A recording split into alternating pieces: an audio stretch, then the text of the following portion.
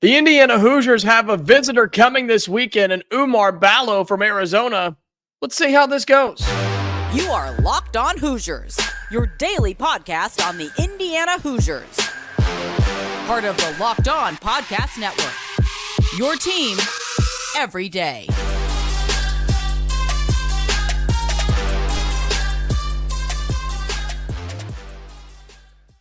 Welcome in. It is the Locked On Hoosiers podcast. I'm your man, Jacob Goins. Appreciate you being here, making this your first listen each and every day, part of your rotation, your go-to spot for all things Indiana athletics. If you're not an everydayer, become one. If you are an everydayer, thank you so much. You're here every single day and making this your first listen each and every day. Shout out to all of you who have liked the videos in the past. Continue to do that on this one. Subscribe to the channel on YouTube. We continue to push towards 2,200 subscribers. You guys are amazing. So thank you so much for that. If you're on the audio version, whatever platform you're using, thank you so much. Be sure you follow the show, like the show, turn on notifications there as well. Well, the Indiana Hoosiers have a visitor coming this weekend, first of many that the Indiana Hoosiers have lined up for the next few weeks now that the dead period's over. Guys are going on different visits. They're going all over the place. But it starts with Oumar Ballo from Arizona. He is 7 foot tall, 260 pounds, which is kind of crazy to think that he's 7 feet tall and that slim. I mean, that's really impressive. And when you look at him, he's a good-looking kid. He'll be in Bloomington from April 14th to April 16th, so that would be Sunday to Tuesday. So into the end of the weekend, early next week. And so he is coming from Arizona. He'll also be taking visits to Louisville, Kansas State, North Carolina, and Florida, all within the next couple of weeks. But Indiana gets him first. We get to see him first and kind of make that first impression and almost allow us to set the standard, if you will. And all the time in recruiting, whether it be high school or the transfer portal, people ask all the time, it's like, which one do you prefer? Do you want the first visit or do you want the last visit? I personally say the last visit, but I'm okay with the first visit too, and here's why. You get to show them something brand new, and you're the first one to do it. And then as they go to all these different places, if you make a statement, right, and if you make an impact, an impression on him or whoever it is, then to all the other places that they go, hopefully they are thinking about you and your program and comparing all those other ones, all those other programs, all those other places to the first one that they visited, which for Oumar Ballo is going to be Bloomington and here with Indiana. So you have to do a really good job. And I also think this is important too. And I'm curious to see if he gives us any information after his visit on how it went. I'm sure he'll meet with some of the beat writers and they'll put some things out about how his visit went. What did he talk about? What does he talk about in particular? Is it the coaching staff? Is it the facilities? Is it the town? Is it the team? Is it the vibes? Like, what is he going to talk about with his visit once it's done coming up early next week? I'm excited to see that. And I think that's going to give us an insight on what we could expect from other visitors coming up over the next couple of weeks. I mean, he's not the only one, right? You have all sorts of transfers that are taking visits to Indiana. You have Pharrel Payne. You have Amari Williams. You have you've got other guys that are Connor Hickman, right? Those guys, Cannon Carlisle. Those are all taking official visits after Oumar Ballo. So if he says, yeah, I enjoyed it. It was pretty cool. All right, maybe we should be worried. But if he comes out with some detail, and I'm not saying it all relies on him and what he says, I'm just kind of spitballing here. If he's like, man, I really like the coaching staff and the direction of the program, how they want to use me, really liked the facilities, really liked the vibe, just like everything about it, that's a good sign. That's a really good sign. So keep an eye out, keep an ear out for that on kind of how this first real big visit goes for Indiana, because we got a lot more coming. And look, if it doesn't go well, learn from it and move on. But these guys have been doing it a long time. I think they got this in the bag when it comes to a coaching staff hosting an official visitor. But more on Oumar Ballo in particular. I mentioned he's 7 foot tall, 260 pounds, coming from Arizona. His sixth season in college now. So he'll have just the 1 year of eligibility. Again, we've had that discussion numerous times. but started his season, or his career, I should say, at Gonzaga, and then moved to Arizona for the last 3 years as one of their main pieces on that team that has made some runs in the NCAA tournament. They haven't won it because Arizona always falls flat, but they've had some really good teams over the last few years. Averaged 13 points, 10 rebounds, 1.3 blocks per game this past season. 65, almost 66% from the field on his 2-point attempts, dunks, layups, that type of thing. And then 50% at the free throw line. So not great, sort of a hack-a-shack contestant there, but averaging 13 points and 10 rebounds, legitimately averaging a double-double. Something that we just lost in Khalil Ware, something that we just lost as a 7-footer to the NBA. I know we've gone after a lot of centers here recently, and that's a good thing because guess what? You're not going to get them all, so bring as many of them in as you can, and hopefully 1 or 2 of them stick. And yes, I said 1 or 2 because I think we can afford to do that. I think we can afford to bring in numerous centers because let's just be real. Malik Reneau is not a center. That's not his comfort zone. That's not his strength. He's a 4, in my opinion.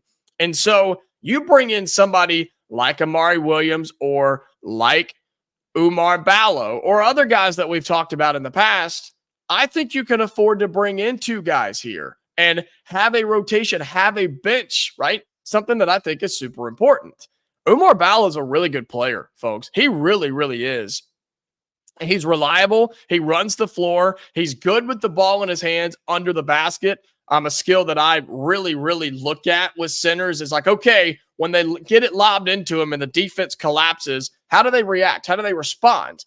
He responds really well. He's physical, he's strong, and he goes up strong with the basketball. Doesn't get stripped a whole lot. He finishes. Well, I mean, he shoots over 60% from 2 on his career, and last year shot 66% on his shots from 2, which are basically his shots are inside the lane, which is fine.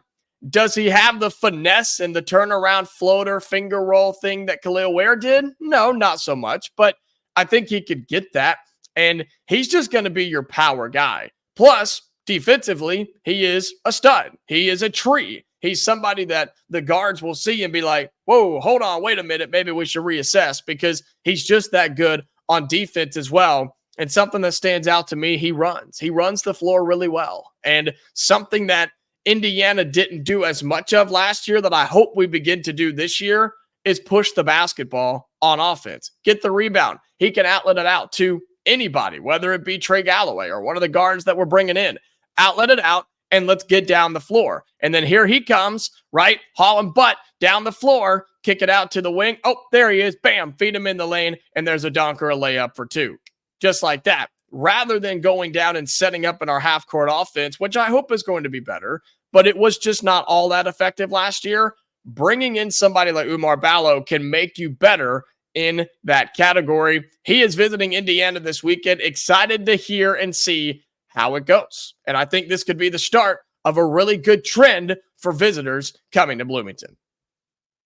Well, coming up on Locked On Hoosiers, want to talk about somebody else that we haven't really gone over a whole lot. Don't forget about Leland Walker. Yes, a guy that Indiana has reached out to, somebody Indiana's trying to get in on as well. We'll talk about him coming up next on Locked On Hoosiers. Today's episode of Locked On Hoosiers is brought to you by eBay Motors. Passion, drive, and patience. The formula for winning championships is also what keeps your ride or die alive. eBay Motors has everything you need to maintain your vehicle and level it up to peak performance. Superchargers, roof racks, exhaust kits, LED headlights, and more. Whether you're into speed, power, or style, eBay Motors has got you covered. With over 122 million parts for your number one ride or die, you'll always find exactly what you're looking for. And with eBay's Guaranteed Fit, your part is guaranteed to fit your ride every time or your money back. Because with eBay Motors, you are burning rubber, not cash. With all the parts you need at the prices you want, it's easy to make your car the MVP and bring home huge wins. Keep your ride or die alive at ebaymotors.com. Eligible items only. Exclusions apply. eBay Guaranteed Fit only available to U.S. customers. Welcome back into Locked On Hoosiers. Appreciate you being here, making this your go-to spot for all things Indiana athletics. Look, we're growing like crazy, so keep sharing it around, audio, video, whatever. However you take us in, we're always free, never going to pay for it. So share it around, send it to your family and friends, send it to your non-Indiana fans just so they can hear us talk about Indiana a little bit more. I don't care. Send it around. We're growing like crazy, so thank you so much for doing that. I don't want people to forget about this guy that Indiana has been in contact with for a couple of weeks, really, and just somebody we have not talked a whole lot about, and for that I apologize, but would love to do it right here. Leland Walker, the Eastern Kentucky guard that Indiana has been in on, and they're not the only ones. He's heard from Indiana, Duquesne, Kansas. There's a ton. I won't read them all, but I'll read some of the bigger ones here.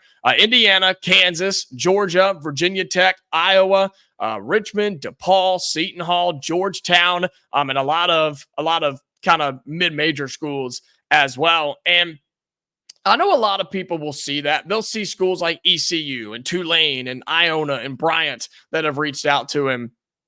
And they'll be like, well, is he really all that good? And the answer is yes.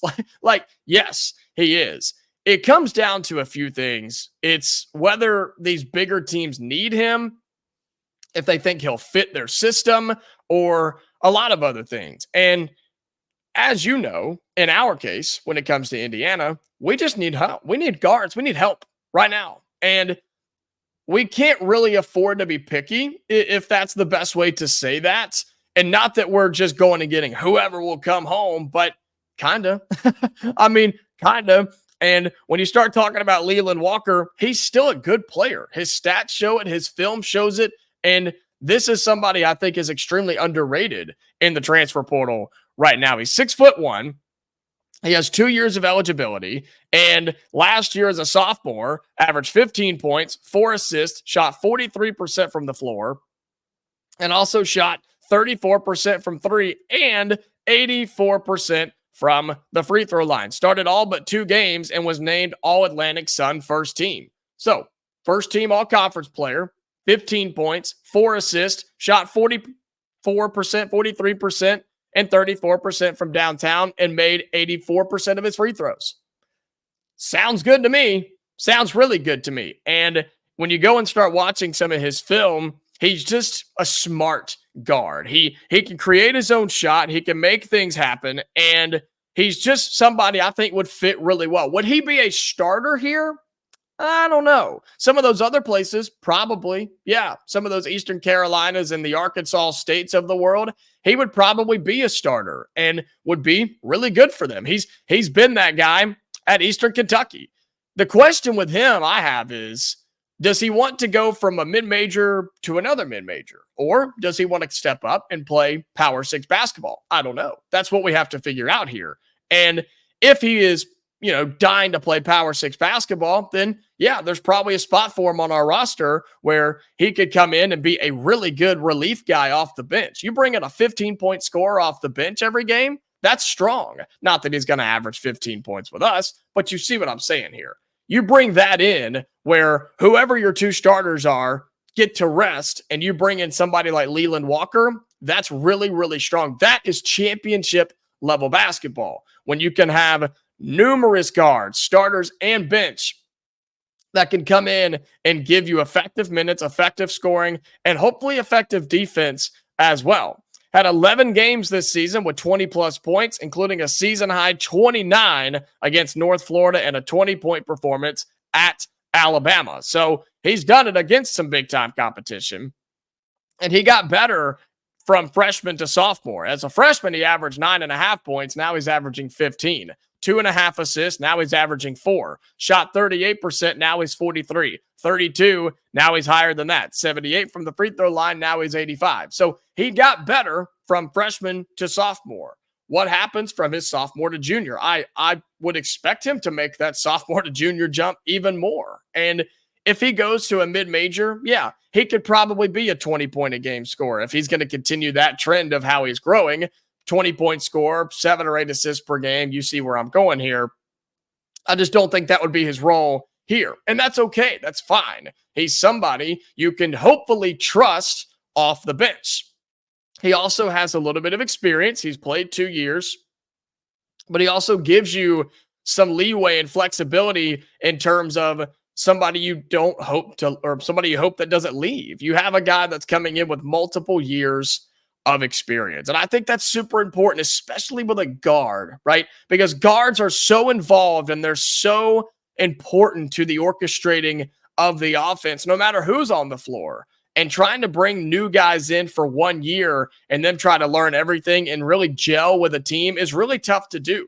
Not saying it can't happen. I'm just saying it's really tough to do.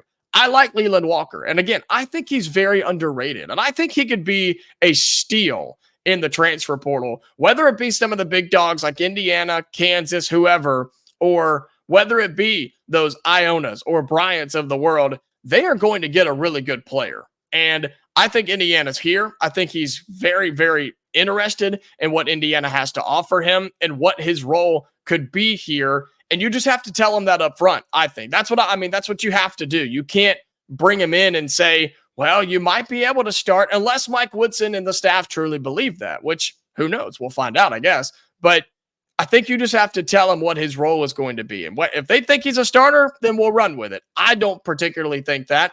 And so in my situation, I would say, look, you're probably not going to start, but we're going to have a significant role for you. This is what you're going to do. You're going to play between, 18 and 23, 24 minutes a game. And when we need you, we're going to call on you. If somebody gets hurt, you're going to have to step up. If somebody's not playing well, you may have to step up. And if we need you at a crucial time, we're going to call your name and number. Are you good with that? Are you ready to compete against Power 6 level basketball? And sounds like he is. And I think he is too, just by watching him. Carries himself very well. Just seems like a confident guy, does Leland Walker. And I hope Indiana continues to pursue this. I really, really do, because I think he can make us a lot better. And that's the ultimate goal here, folks. You're not just trying to fill roster spots, which we know we got a few of them. You're trying to make your team better. And I think Leland Walker is somebody that makes any team better as soon as he walks in the door. And it's somebody that Indiana reached out to early. They've been in contact with. Let's see what happens with Leland Walker, the Eastern Kentucky transfer. Well, coming up in our final segment on Locked On Hoosiers, the spring game for Indiana football has been announced. We know the format. What should we learn, or what should we kind of expect going into that coming up next week? We'll talk about that in our final segment on Locked On Hoosiers. Today's episode is brought to you by Game Time. Look, don't stress about buying tickets anymore, whether you're going to sports, concerts, and comedy, theater, whatever the case may be. Just ditch everything else you've ever used. Any site, any app, get rid of them. You need to use the Game Time app. Killer last-minute deals, all-in prices, views from your seat, and their lowest price guarantee. That's why I use Game Time each and every time. I've used it 5 or 6 times already, and it's been awesome. I've had no issues. It's been quick. It's been easy. The price you see is the price you pay. You get to see your view from your seat, no matter the venue. And guess what? It's actually accurate. It's right. You don't have to guess and think, is this actually it? No, it is. I'm telling you. And everybody at Locked On has loved using the Game Time app.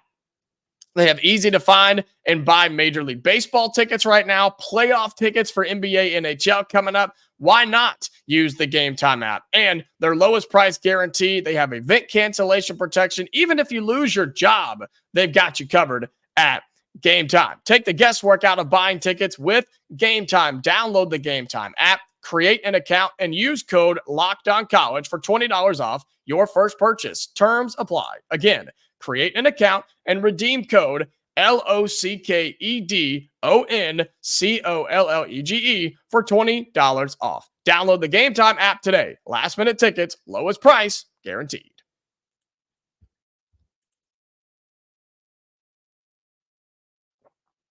Welcome back into our final segment of Locked On Hoosiers. Appreciate you being here. Again, like the video, subscribe to the channel on YouTube, turn on notifications if you're on audio. Make sure you follow us on there as well. Flipping over to football here for the final segment, and we know what the spring game is going to look like for new head coach Curt Cignetti and Indiana football. It is scheduled for Thursday, April 18th at 8 p.m. Eastern Time. Will be played at Memorial Stadium here in Bloomington. It is going to be broadcast on the Big Ten Network, which I think it's kind of cool, kind of interesting. They're starting to do that a lot more around college football, where they are broadcasting the spring games and stuff, which, I mean, if you're into that, cool. That's fine.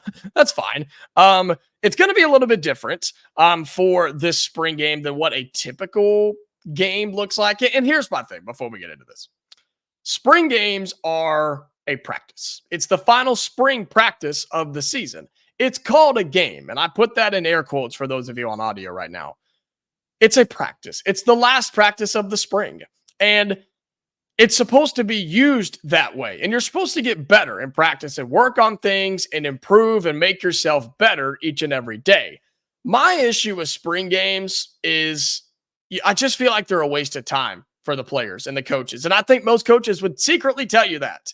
And I think a lot of these colleges and programs and athletic departments have tried to make this into a money grab, and I just don't like it. I think it's a waste. I'd rather them go and do a whole nother practice in the facility with nobody there. I mean, people don't really go. A couple thousand folks will show up, and I hope you do, but I won't be there. And I'll watch it. I'll keep up with it. But at the same time, you can't really take a whole lot away from it, because they're not showing anything. They're not going to bust out all their big plays, and they're not going to run their best schemes and do all this. I mean, it's just a practice, and it's really hard to work on things in a quote unquote game setting in this type of situation. So again, it is what it is. I'm not a huge fan of spring games, but this is big news, and it's the first one for Curt Cignetti, and the format is a little interesting, so I wanted to share it with you. They're going to split up between offense and defense, not going to have a full team of both, right? It's going to be the entire offense on one side and the entire defense on the other side. And they'll have different, team 1, team 2, whatever. And they're going to use a scoring format as such. A touchdown, 6 points. Extra point, 1 point. Field goal, 3 points. All right, nothing changed there. If a turnover is gained, you're going to get 4 points. If you get a defensive stop, you're going to get 3 points. And if you force a safety, you're going to get 2 points. So it's interesting. It's different. Kind of tough to keep up with if you're a player in this spring game, spring practice. But I think it's interesting, and I think it's unique. And it's a night game. The lights will be on. It'll be a cool atmosphere. Thursday night, kind of go out and check it out. So overall, I think this is just your first. Well, I know it is. It's your first opportunity to go out and see this team, see the Indiana Hoosiers on the football field, see the new head coach, Curt Cignetti, and just kind of see what we've got talent-wise. But I do tell you to kind of limit your expectations. Almost don't have any at all, because, again, nothing is going to be shown here. And you'll have people across all teams. It's not just Indiana-centric. I'm talking across college football. You're going to have all the conversations of, man, that defense was solid. Man, they couldn't run the ball at all. That defense is elite. Or is it, wow, their running game sucked. They couldn't do anything. It was terrible. Same thing in the passing game. Wow, the defense had 3 interceptions and the quarterbacks couldn't complete anything. Man, the defense is awesome. Or, man, the quarterbacks threw 3 picks and they had, 18 out of 30 completions, or whatever the case may be. Like, the quarterbacks aren't any good. Just don't buy into all that. All right, that's what I'm telling you. Don't buy into that. Enjoy the spring game. If you do get the chance to go, just enjoy being in the stadium. Enjoy seeing the team and the coaches and the atmosphere. Again, that's a night game on a Thursday. Like, just go out and enjoy it. I'm just telling you, don't buy in a whole lot to it, because there's not a whole lot to see. There's not a whole lot to gain.